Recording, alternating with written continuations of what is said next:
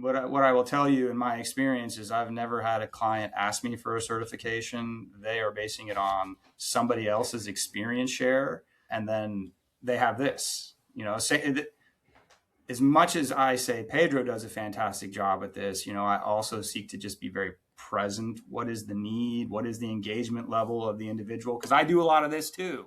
Welcome to Success Leaves Clues, the podcast where we interview business owners on how they built their businesses and the hard lessons they learned along the way.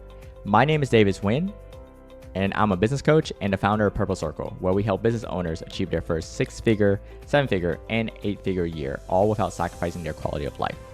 Before becoming a business coach and before founding Purple Circle, I started and scaled several 7- and 8-figure coaching businesses and have been a consultant at several businesses doing over $100 million each, including some that are publicly listed and doing over $1 billion each. In every episode of the podcast, you're going to learn lessons that took our guests years to learn, and you'll be able to learn that in minutes. No matter if you're a new business owner or an established business owner, every episode is going to give you the clues in order to elevate your business. Welcome to Success Leaves Clues podcast. I'm Pedro, and today I'm joined by Todd Zimbelman, a professional executive coach whose decades of experience in leadership development, organizational culture, and personal transformation have shaped a deceptively simple but powerful philosophy. Experience plus reflection equals expertise. Todd's coaching style is grounded in creating space for others to grow through their mindset shifts, emotional intelligence, and practical strategies built for a real-world leadership challenge. Todd partners with clients to identify their goals, challenge their defaults, and move toward deeper influence by doing something most leaders never prioritize: slowing down, thinking clearly, and moving forward with intention. His belief that growth happens when leaders take time to reflect rather than just react sets him apart in coaching world that too often rewards speed over substance. Welcome to the show, Todd. You're hired, Pedro. You're hired. We can stop right there. That was really great. Thank you for that. Dude, you're the one to blame, okay? I was here in Brazil just chilling, and you were doing all of that. Like, come on. I'm not, kudos to you, but here we go, okay? Because I am a kind of a comic book nerd myself, right? So I love the first editions, the origin story. You could be doing so many things, man. Plumbing, you could be a chef, but here you are. You chose coaching. So walk me through how coaching started in your life and where we are today. You want the short answer or you want the long answer? I want the fun answer, man. The fun answer, it starts in childhood. No, I mean, it does to some extent, right? I wanted to explore the world. That led me to, as a young man, at the age of 19, getting a job with United Airlines allowed me to travel the world, which was rewarding. 9/11 directly impacted my life. I lived in New York, worked for United Airlines. And so it changed the trajectory of where I was headed. That really became the inflection point for me to pursue a passion, was the arts, specifically performance arts. And I think this was the inception really of what now my coaching practice looks like. I did that for 6 to 8 years, 6 years, pretty full time. And then I found myself in a corporate environment where I perceived myself as a cog in this vast machine where I'd lost my sense of purpose and passion. And so I had to work to find that for myself. That then connected me to an entrepreneur. I'm leaving out a lot. And the opportunity because of what I was able to accomplish in the corporate environment, the opportunity that was created to work with this entrepreneur really helped to reinforce what it was that I could do outside of being an actor. And I was able to use the parts that I was passionate about in doing that. As an executive for this entrepreneur, one of the amenities that I had was to work with an executive coach. And that was really my first exposure of what this could look like. It was having an executive coach. I achieved what I set out to achieve with this entrepreneur. And then I started thinking about what was going to be next in my journey. And really, this was it. It became very clear to me through my coaching experience with my coach. He was very supportive. He pointed out things in terms of how I approach even my work as an executive that she said aligns really well with the coaching experience, and my experience has been she was right on. So that's the very nutshell story of how I ended up here in this moment, looking at Pedro. Interesting. Okay. Now I want to understand one thing that happens eventually, which I usually call it a shift, because Mm. in the early days for coaching, we're still, I'm a coach too, I'm testing waters, right? See if this is going to land or not. And it, to a point, eventually you hit a point that it's like, I'm helping people to, you know what? I'm building a real business around this, at first it's advice giving, sometimes mentoring, but when did you realize for you, like, a shift that happens from, you know what? This is actually a coaching business. Is it the first invoice? Is it the first paying client? How did that look like for you? It was far more scary than that. From this standpoint, as I said a moment ago, I had been working for this entrepreneur for about 5 years. His objective in hiring me, what I had started doing in the corporate environment, was building teams. And really what was fundamental about that work, where I had experienced some success, was focusing on what was most important to the individual. What was it that they really wanted to be able to achieve? And then aligning what the company was seeking to their own personal desires. I shared this with him, and so then he hired me to come help build a team. I accomplished that with him. That team to this day is still in place, most of them, and I collaborate with them as a coach, no longer as their boss, as the key executive. And so the inflection point, right? So it was in 2019 that I had a vulnerable conversation with my employer, that entrepreneur. His name was Jerry, or is Jerry. And I said, I'm ready for the next thing. And he asked, what did that look like? I said, I don't know yet. I told him I was working with my coach at the time. Her name is Sarah. And it was over the course of that year that we developed a plan and a framework of what that could look like. And then January 1st of 2020, that was when I launched in. I had a number of clients who had engaged on day one. So there was some comfort in that. And then, of course, as most of the world is aware, April of 2020 here in the United States, things changed dramatically, and half of those clients that I had already established paused because they didn't know what was going to happen with their business. But really, it was just a planning for a year, developing client relationships or prospective client relationships over the course of that year, and then diving in. I did not have enough to support myself when I first launched. Thankfully, my wife was also working at that point, and so it was immense gratitude for her that we were able to get through those first 6 months, first 12 months. Really, without her efforts, it wouldn't have happened. Okay. A lot of shout outs. Shout out to Jerry, to Sarah, the wife, right? Monica. Now, Monica. Shout out to Monica. Okay. Now, you started 6 years ago, January 2020, right? That's what you told me. And I noticed the name, I haven't brought it up, which is Co-Create. That's the name of your business. Can you walk me through that decision? Why Co-Create, man? I think it's everything. I just, how the distillation of narrowing it down to that name came through a particular sounding board. Another shout out to Dan. He was instrumental in supporting me through that period, just even as I had supported him on his own career journey. And so we would just have these back and forth conversations about, just that stream of consciousness, the things that I was thinking about. And I had, through that, again, just that reflection, said create and co-create, although not even realizing it had come out of my mouth. And he reflected it back to me.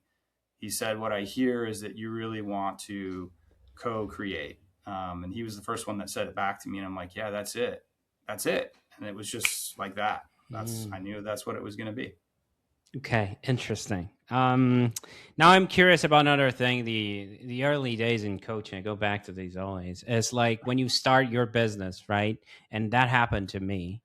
We're trying to help everyone, right? We're like, yep, I can help you. Yeah, I can coach you. But eventually, we sharpen the blade, We got to a point that even if we niche down or not, really depend, but we find people that we actually notice as our tribe, right?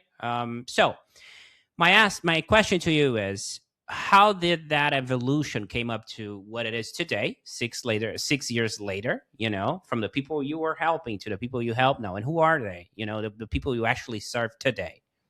Yeah, this is why you're so good at this, because you understand, you do it. So it's not specific to an industry. And I've heard other coaches say, hey, really hone in on become very niched. It's a bit broader than that, but I do have criteria. And part of it starts with, that what I was saying a few moments before, and being in that corporate environment and losing my sense of purpose and passion. And so what I created for myself was a focal point, which was relative to that sense of purpose. And it became, I will have a positive impact. I will lead by example, and I will help create change where change is desired. And so that became the light for me in that environment. And so how that relates to your question in terms of the clients that I collaborate with, that I seek to collaborate with, is, well, one is, where is the opportunity? Can I serve this individual? Do I have the ability to create some sort of positive impact in their life? To lead by example, that means I must, for me personally, must be doing these things or testing new things, leading by example. And so what I'm also evaluating is, are they willing to also grow by doing things that are uncomfortable? That's part of leading by example, because that comfort zone to growth zone, the layer right outside of comfort is that fear zone or that discomfort.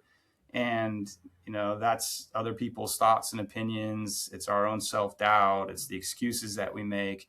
And so it is the willingness that I'm also evaluating in terms of the clients. Are they willing to take these steps and be in that fear zone to help create change where change is desired? What I've experienced is that some individuals that approach me say that they desire change.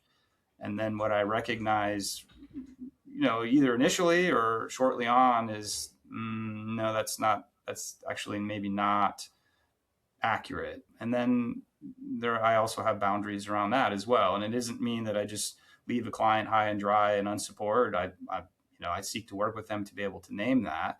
But really, it's that criteria and that framework that I'm offering in terms of who are my ideal clients, who's my tribe.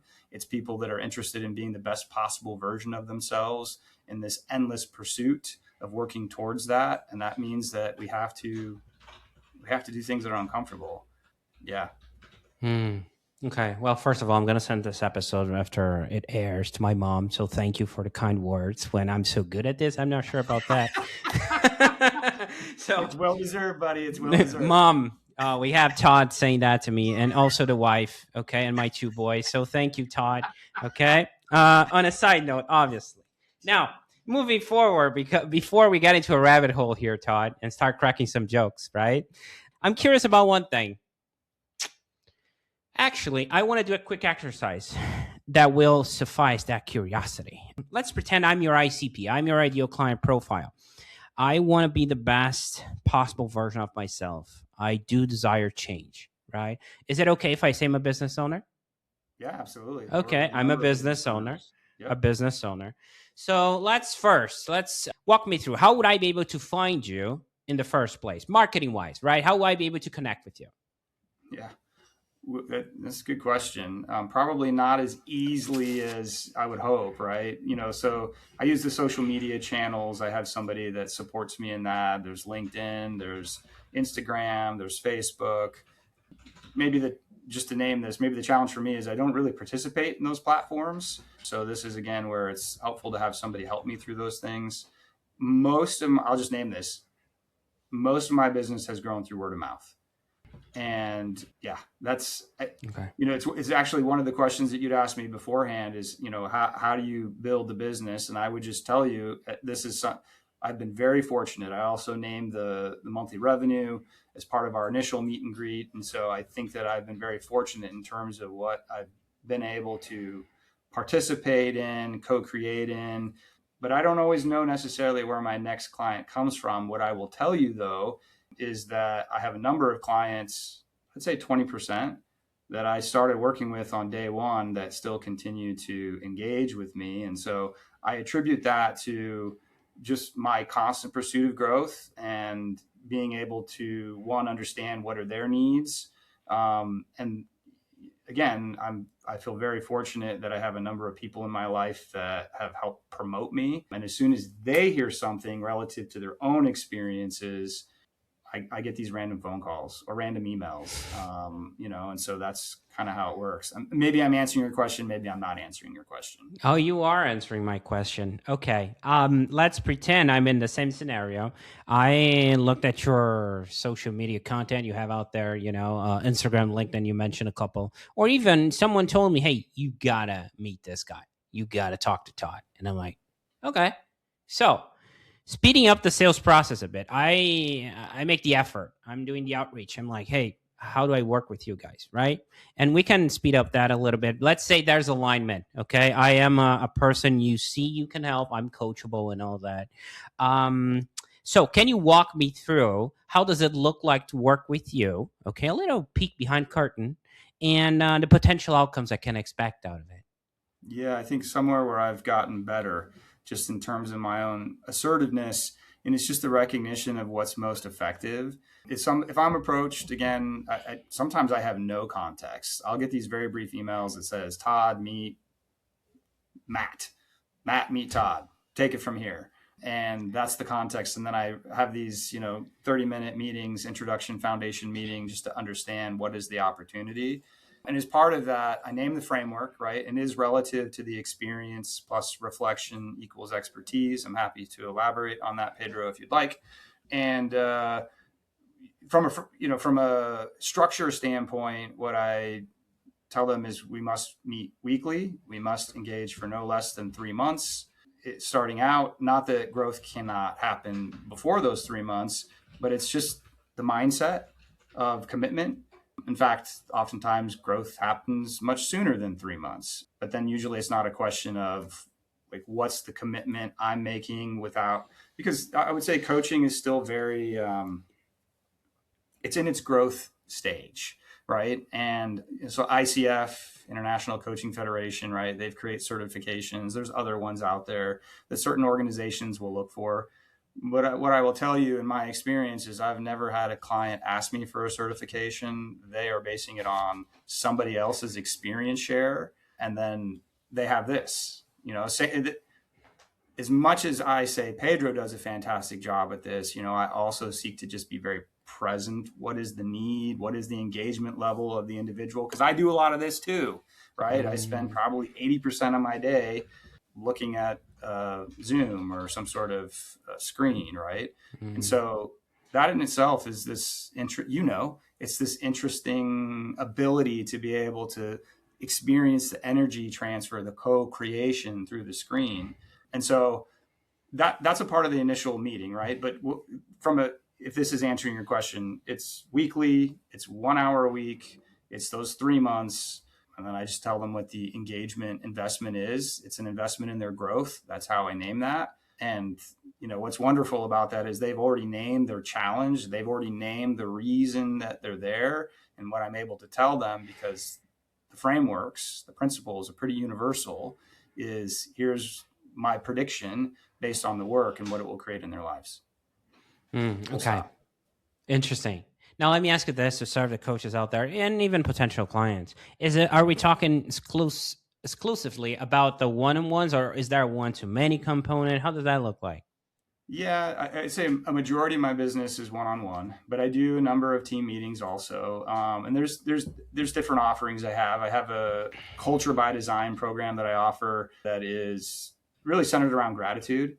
I'll be brought in by different organizations, some on a monthly basis where it's an all team. The largest team would be just over 50 individuals. So it's an investment for this organization. They're putting everybody on pause for an hour and a half. And I come in and I teach a concept, a coaching concept. And then the other part of that meeting is we participate in gratitude. Everyone knows to come in with one thing, two things, personally, professionally, and everyone has an opportunity to be heard. And from a business ownership standpoint, the business owner walks, it's fascinating. They find out things they never would have found out from things that are happening in the business as well as in their team members' personal lives, because every person has this ability to express. It takes time. There's science. Each of these offerings are really connected to how is it grounded in neuroscience. What are we, what here's the results, the ROI, that return on the investment that you can anticipate as part of these experiences. But that's just one example. I do a number of different team meetings. Yeah. Okay. Now here comes the first curveball. Okay. Prepare yourself. Okay, here we go. You mentioned team meetings. That's always something I'm very curious about, because I see a lot of coaches out there organizing, team meetings, facilitating that, and they're hired by this guy who's the CEO or whatever to facilitate a team meeting. And sometimes, I'm not saying it's your case, but sometimes there's a little bit of friction, because they're like, okay, Dad, I have to go to that meeting. They didn't hire you at the end of the day. So how do you navigate that eventually if you have someone, or if you're feeling the energy is not very positive in the room? It's something just their boss up to put them to go through. Yeah. So two things. In the case of the gratitude meeting, this does not apply, right? So it's an all team. But for most of these team meetings where it's like an executive group, I work with each of the individuals on that team. So when we come together for a team meeting, there's relationship in place, and so my role is to be objective. My role is not to be right. My role is to reflect things back. My role is it's part of reflecting things back is to point out where somebody is being incongruent.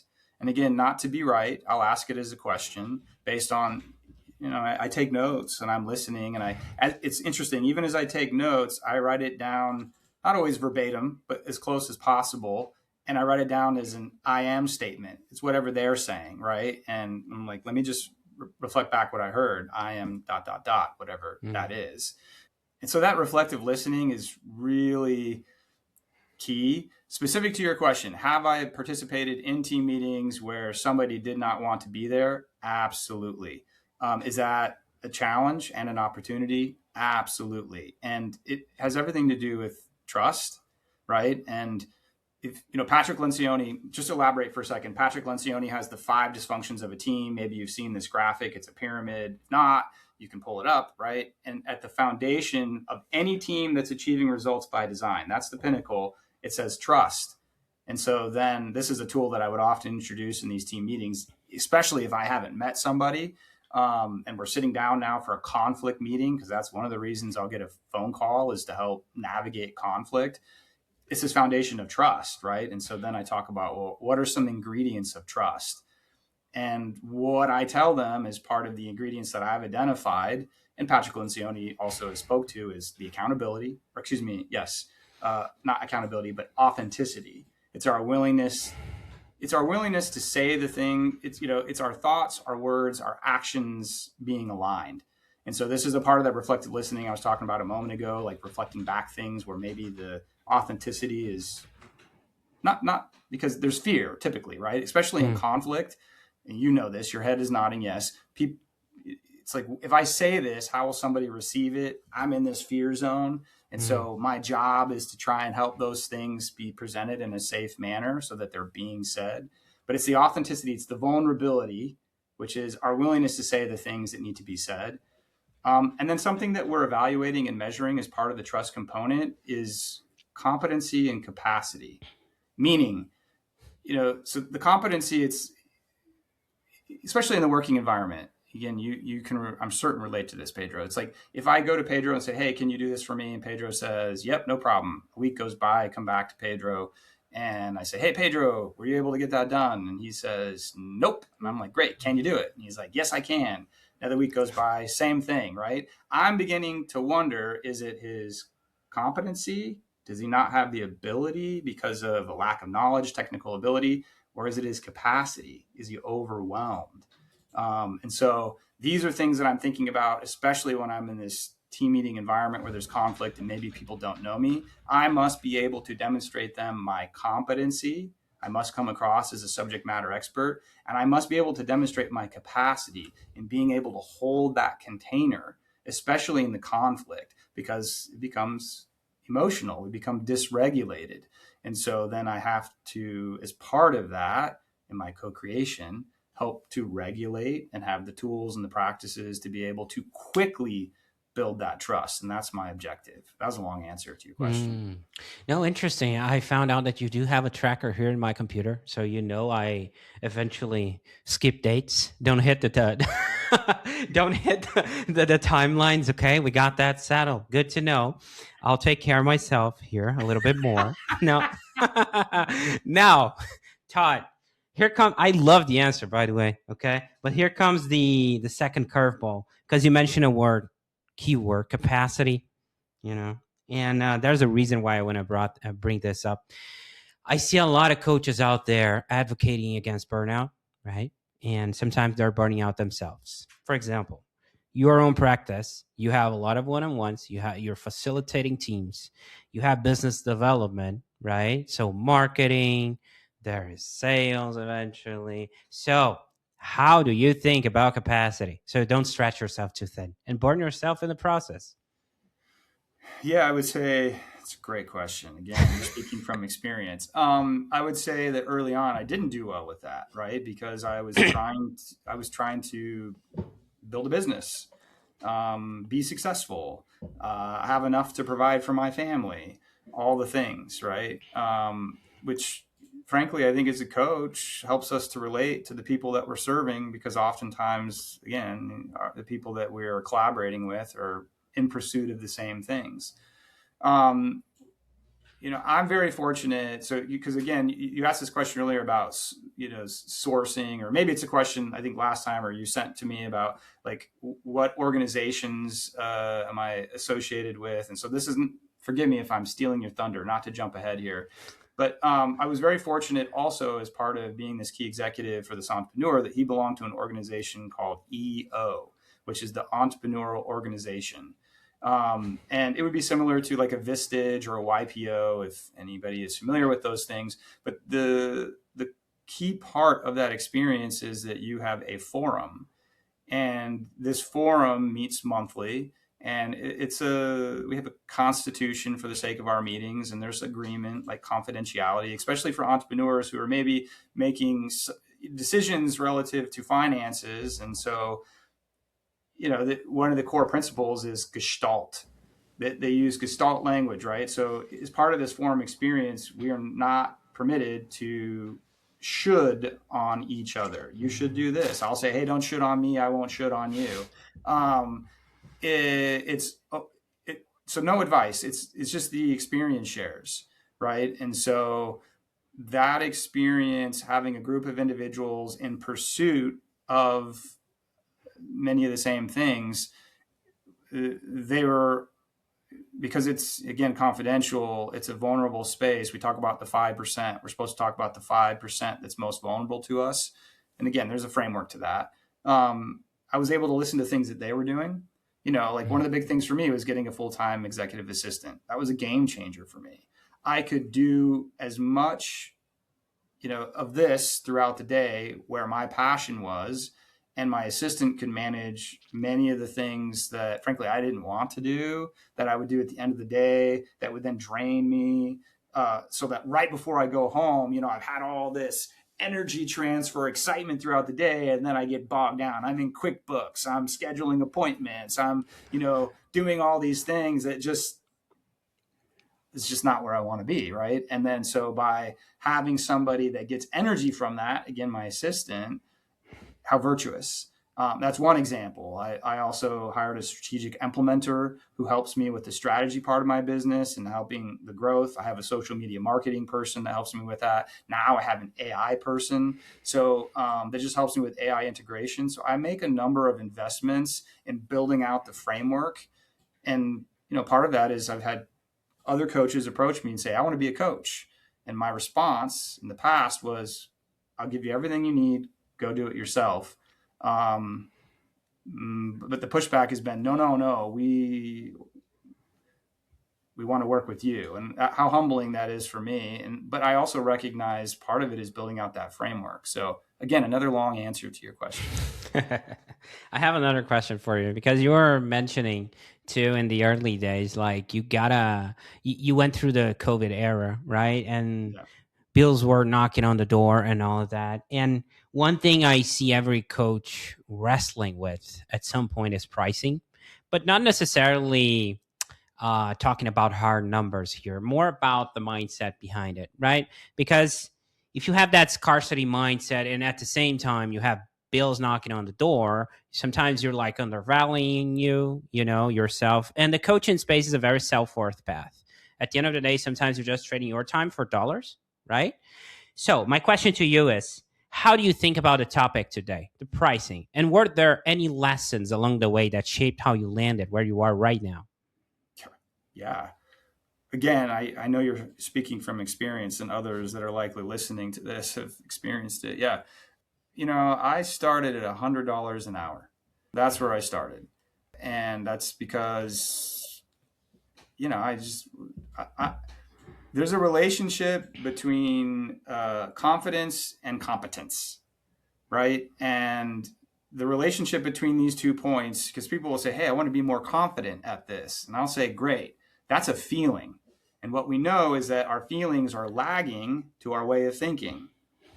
And so part of that confidence experience is about ourselves perceiving that we're competent. And so that was my framework. I must build my competency. And that, in this case, as I'm serving others, comes through the observation of growth through others and seeing what works and maybe where I need to adjust. And then as I gather that data, then I'm able to reinforce and offer more of that and then see even more growth. And as a result of my perceived competency, and then others also reflecting that back through their word of mouth, I became more confident. And because this work for me fills my bucket in another way, I'm not necessarily thinking, oh, I must raise my rates. But what did happen was I ran out of capacity and I couldn't take on any more clients. And from 7 a.m. to 5 p.m., I'm going back to back to back to back. That's that burnout, right? And because it was like, there's abundance. And it's like, no, another new client, that's fantastic. Somebody else is making referral, that's fantastic. And then I realized what I was saying before about bringing on these other resources like my assistant. If I want to be able to support somebody else, that became my messaging to my clients. Hey, thank you so much for your support. I'm raising my rates. I'm going to bring on additional services to also improve your experience, because that became the mindset. And then frankly, if not for my forum, I really would, they held me accountable. This is the great thing about accountability and that strategic implementer that I was talking about before. We put dates to it. We put messaging to it. And he even predicted for me, if you lost 20% of your clients as a result of this rate increase, here's where you'll end up. And it was still above where I was currently at. And I didn't lose any clients. Not one. Nice. Love the insights, man. Now, I want to shift gears for a second, talk a little bit about future, what's next, what's exciting. So looking ahead, where do you see the business going? Where is Co-Create going? Well, I like more of looking at this phase from the standpoint that, I do appreciate very much this opportunity. I set a goal last year. It was somewhat arbitrary from a number standpoint, but what I said was at the beginning of 2025, I want to be able to say that I positively impacted 50,000 lives. And that number part was arbitrary. The reason I said 50,000 lives was because it seemed like a really big number in my mind. And so that then shifted my way of thinking of how do I go about accomplishing that? What infrastructure do I have to build out beyond just my own efforts in this? And that was also right around the time another individual who had been interested in the coaching world had approached me and said, "Hey, I want to start coaching. Tell me about your journey." And I told him, if you're really interested, then here are the things that I would encourage you to do. And so, again, not to get too wide here, to answer your question specifically, it is still very much this focus of how do I continue to positively impact lives. It is also still very much about how do I build out this infrastructure. What I envision as part of that vision is that it means that the team, it's no longer Todd. That's why it's called co-create. It's not Todd Zimbelman coaching. Not that there's anything wrong with that. It's just not my focus. I want to co-create. That's where my energy is at its peak. And so it's building out a team of people who are aligned to that, who want to go positively impact lives, which means that I also have to grow the business to be able to do that. At some point, I think I'd like to publish, just from a writing standpoint. I think that there's, in particular, a challenge for me in that. I'm excited by the challenge. Last thing I'll say, one of the things, I talk to clients about the buckets of their life, right? And if we can identify what those buckets are, I'm a father, I'm a coach, I'm a husband, well then, I channel energy into those buckets. And they're not all going to be filled to the same level, but I seek to understand where's the harmonious point for each of these buckets. How appropriately do they need to be filled? One of the other buckets that I have is fear. And again, fear relative to growth. Fear, it has a purpose. And there are gifts of fear, the wisdom, the preservation. And also, I recognize it, again, as that indicator of growth. And so that's why I pay attention to it. So later this year, there's a Co-Create Summit that I have been challenged by my peers to say, hey, you've been thinking about this. What's the timeline? And so now the timeline is upon us. And so it's also just very much continuing to, why I said I started with Pedro. It's continuing to surround myself by like-minded individuals who are in this pursuit of being the best possible version of themselves. Okay. Now, I have one last piece of question for you. A little bit of a sci-fi thing. Okay. Let's pretend we have a time machine here in front of us, and you can step in, go 6 years back to when you started your own business, right? So what kind of business advice, you can choose one, okay, you would give to yourself when you started your coaching business that you wish you knew back in the day? I'm going to cheat if I can, right? It's a great question. This is an experience share because I think I would probably say what it was that I heard. That entrepreneur that was so incredibly supportive that I worked for before, because again, 2019, I told him, hey, I'm thinking about the next thing. Some employers would say, you're checking out, you're out, not him. What he said is, I want to keep getting what I'm getting from you. And he likened it to, he said, what is it like? Because I was running a gratitude meeting. I was doing all the coaching of the team members. That was just part of my role. Because he asked me, what's the best part of your role? And I named these things. And he said, what's it like? And for whatever reason, I said, it's like church on Sunday morning. And he said, okay, well, why would you want one church when you can have 7 churches? I'm like, okay, that's interesting. And what I would say is that has very much come to fruition in my life, just using that analogy of being able to spend my time doing this. But then I had some apprehension, especially as I got closer to that January 1st, 2020 date, where I no longer had predictable W-2 income. And I was hedging, and I was saying, hey, what if I still did some of these other things that I was currently doing so that I could receive additional income? And he told me, no, you cannot. And I was somewhat surprised by that. And he said, Todd, you need the fear. And if you have the fear, again, relative to growth, if you have the fear and you can sit in that fear and you can overcome that fear, no matter what sits in front of you, at any point, you know that you will be able to overcome it. And so that was the fuel for me, especially as April hit. And I tapped into my network deeper than what I had before, because when I needed to, but also I saw that people were in need. And that became my focus of how can I help? Even if there wasn't dollars that was associated to my investment, time, insights, I just wanted to be able to have that positive impact. And then the result of that is it exponentially grew my business, because then some things with COVID, the United States did in terms of supporting these businesses, it created additional income for them that was then invested in resources like myself, where I could go focus on helping people. I cheated. I love that, man.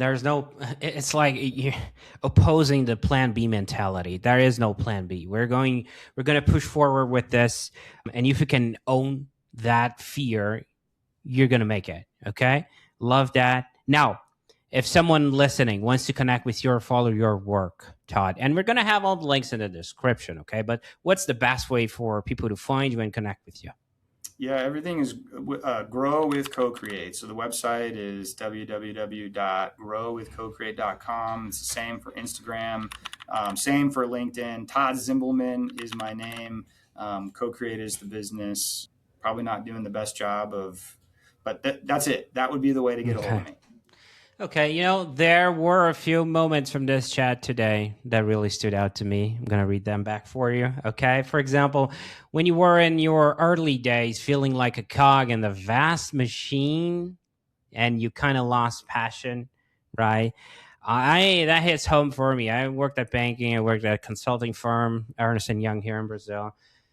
So, yeah, when you're feeling like a little bit empty, is this really the thing? Oh, that resonated with me a lot. And also, but kudos to corporate in a way, right? When you got that executive coach exposure that you went through and you're like, oh, this is a thing. This is pretty cool, So that's also interesting. Great reminder. Another thing, when we were talking about the sales process and how you manage that, and you're like, and who do you serve, right? So you help create change where change is desired, if I'm not mistaken. That's the quote. And then you follow up with, can I serve? So I was a high ticket sales closer. Something clicked for me when I stopped trying to close people, get deals, push my agenda, and was there just to serve. So I'm not selling even. I'm just there. I'm just going to this place. You want to hop on? Awesome. If not, it's all good either way. So coming from a place of being of service, this is one of the reasons we created the podcast, to be of service to other coaches. Great reminder. I love the frame you and the intention you're coming from it, right? You want to help people, and it gets as simple as that. So last but not least, the foundation, when we were talking about trust, right? How to navigate those conversations. You're like, oh, the foundation, it really is trust. And that's a good tie down for me. And the reason for it is because you were so vulnerable, so open the entire episode about your own struggles, what you've been through, right? And to create trust, you gotta meet them in the same level. At least that's my experience as a coach. So if you're open about your own struggles, you're not trying to pretend who you're not or trying to be perfect, man, it's so much easier to create that type of trust, and makes the work so much fun and smooth, and a lot of things that are just great. Okay. Now, Todd, this is just my long-winded way of saying that I appreciate what you do, and I appreciate you being here and sharing so openly today. Okay. It was great having you on. Well, if I could have a moment for my own gratitude, I can see what a wonderful coach you are. I'm very thankful that this is the purpose, the mission of Success Leaves Clues. I'm immensely thankful to you, and you make this very easy. You are again, tell your mom, tell your wife. I will, man. You're very good at this. Thank you, man. Appreciate you. That's it for this episode. This episode, as well as this podcast, was brought to you by Purple Circle, where we help business owners elevate their business to 6, 7, and 8-figure years, all without burning out. If you're looking to grow your business, as well as get the time freedom that you are looking for, visit us at joinpurplecircle.com and see what we can do to help you and your business.